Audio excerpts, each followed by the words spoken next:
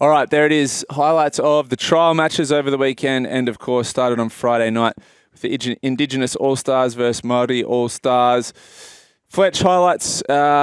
Look, the men's match in the All-Stars, the Indigenous won 22-14. Double to Josh Addo-Carr. He looks fit and big, doesn't he? Jacked. He's on the carnivore, so he's only eating meat. Right, well, there you go. Have you looked into that? Have you looked into that diet? No, I might, though, after that. He looks noticeably bigger, Josh Addo-Carr. Brayden Trindall won the Preston Campbell medal. He outshone his halves partner, Nicho Hynes. Yeah, but I thought Nicho played it really well because when Tricky had the hot hand, Nicho was just feeding him the ball, letting him do his thing, which is always a sign of a good leader and a good halfback. I thought, he sort of did this last year, started really well. Remember he took, because Nicho had the calf injury, so Tricky was at 7, Moylan at 6. Yep. He looks a lot more comfortable at 6, I feel. Yep. I thought he looked good. In the women's match, the Indigenous girls won 26-4. Kira Dibbd, main player of the match. Jamie Chapman, double. She got a hat-trick in last year's GF. Try-scoring machine. I actually thought the handling was better in the girls' game. Yeah? Yeah, I thought they actually dealt with the weather better than the men. In the trials, Dolphins 26 defeated the Titans 14. Hottest man in NRL, as voted by the people. Herbie Farnworth looked good. He's going to be good. They're good. They're in for a big season. He's just given that a little bit of class, I think. Yeah, Dolphins. I've got them knocking on the door for the 8. I don't know whether they'll sneak in because everyone's up. Everyone is. Well, now everyone sort of last year they weren't expecting them to aim up. Everyone had them as wooden spoons. So I think most teams now won't take them lightly. I thought the Titans didn't look too bad either, though. A couple of good young players in there. They defended okay. Yeah. Broncos defeat the Cowboys 46-20.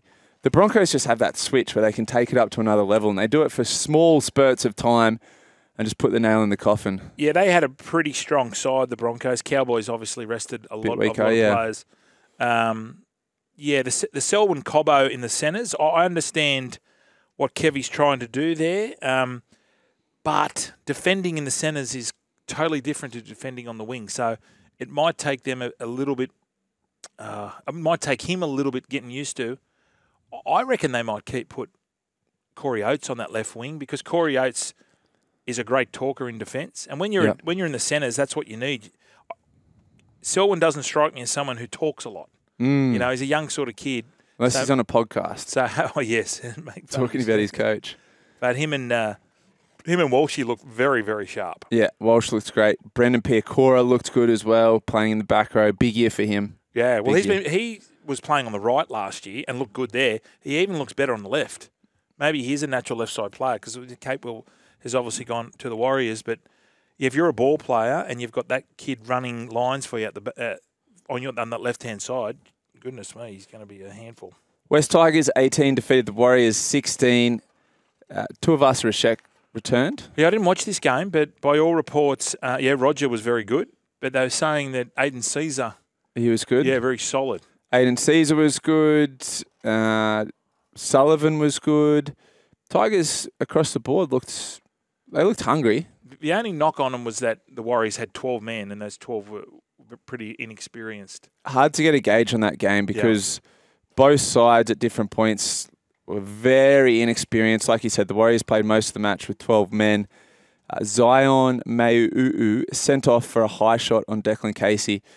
Knocked him clean out. I think that's what made it worse, was the result. Yeah, he went in and got him on the point of the shoulder. But I don't even know why we're even querying this now. We know the rules. Yeah, we know.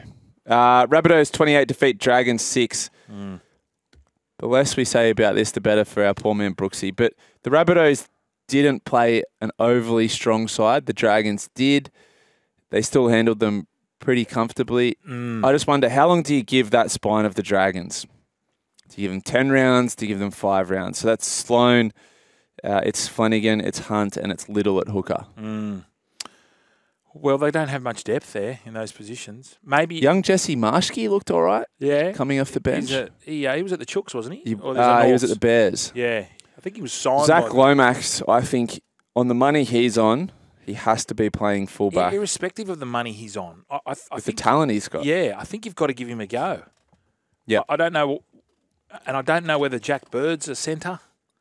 He was, 2016, but it's a long time. I think he's just lost half a yard of pace.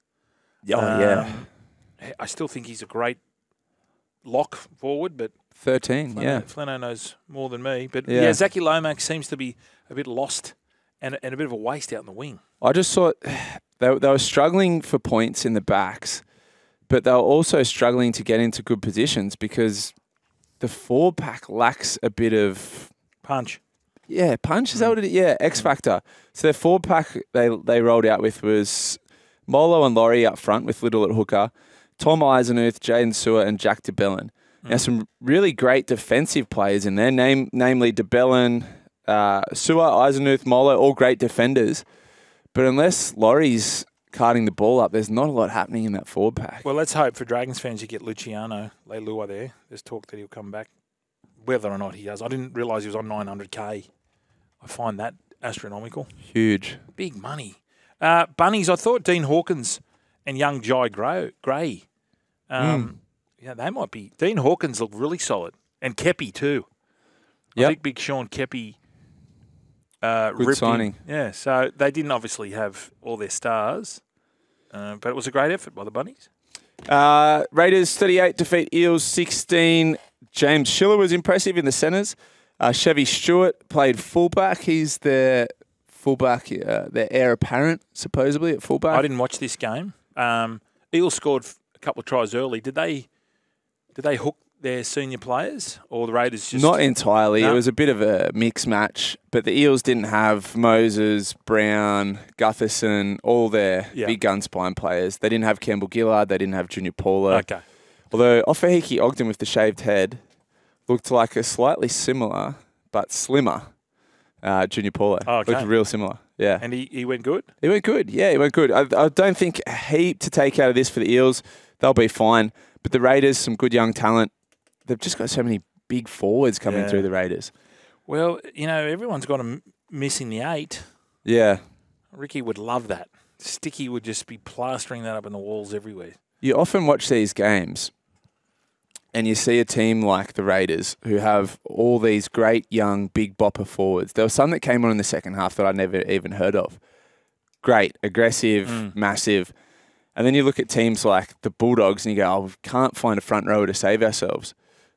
And then the Raiders are struggling to find outside backs. Lone Central. Why do these teams not do it more often? I know sometimes it feels like it's more out of spite. Like they'd rather not have a team go good than, struggle themselves because they can't find that position. What you're saying they wouldn't release what do you?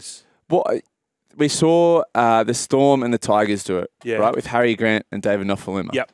That just made perfect sense. Gotcha. I watched all those trials on the weekend, and I reckon in my head I came up with at least a dozen examples of times when you look at a club that's got so much depth in one position, like Peter Memezoulis for the Rabbitohs just signed for 3 years.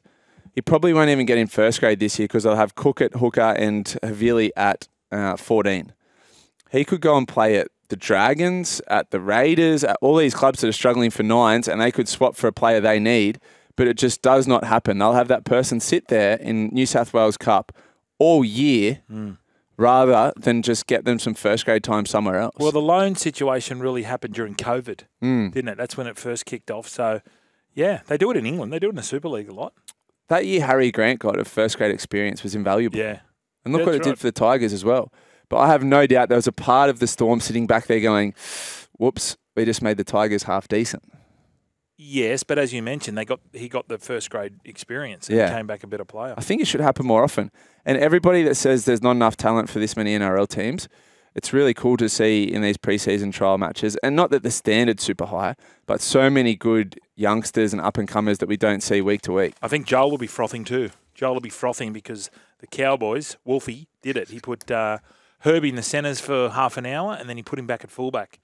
So is that a sign that maybe him and the Hammer are going to swap? Nice. Which would be awesome. And then once, as you know, in rugby league, we're heavy plagiarists.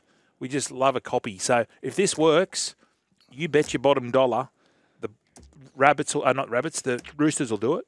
Yeah. with Joey Manu and Teddy. What about the Bulldogs with Stephen Crichton and Blake Taff or whoever's Connor Tracy? It's only going to take one team for this to work, and this will be the new buzzword. And we can all put it down to Sugar. He calls it the hybrid. So, Sugar Hybrid Cane.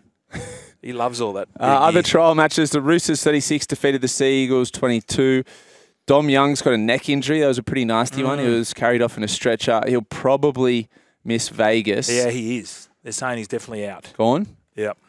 It was a Toff Sipley crusher tackle. He'll miss a bunch of games. This throws up an interesting question, right? So you can't use trial matches to serve suspension, but you can be suspended in trial matches for NRL games. Yep. Thoughts? Yeah, I agree. Yeah, it's pretty obvious. Thank you. Don't get me on the All-Stars thing. No, I was just watching. My mind's adrift here because I'm just watching the Pommies get absolutely hammered, and I love it. Knights 44 defeat Sharks 18. Like we said, the Sharks, plenty of players missing. They'll be fine. Thursday, it was the Bulldogs 24, defeated the Storm 12. Pappenhausen made a successful return. Great to see. Put him at fullback. Leave him at fullback. None of this. Bronson Sherry looked good. The big question for the Bulldogs in the halves, Hutchison or Sexton? Sex on legs for me. Alrighty. I know I'm an answer fan. Sorry, Brooksy. Brooksy's looking at me. He is the answer, but he can play at 14.